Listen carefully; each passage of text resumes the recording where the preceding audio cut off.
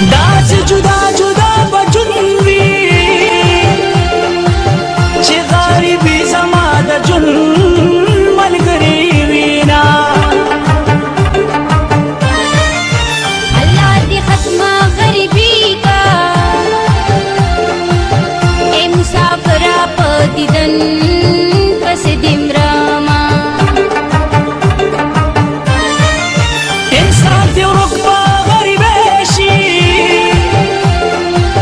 ګینې په خپل وطن هر څوک خوشحاله وینا د پښتني خاورې نه روکا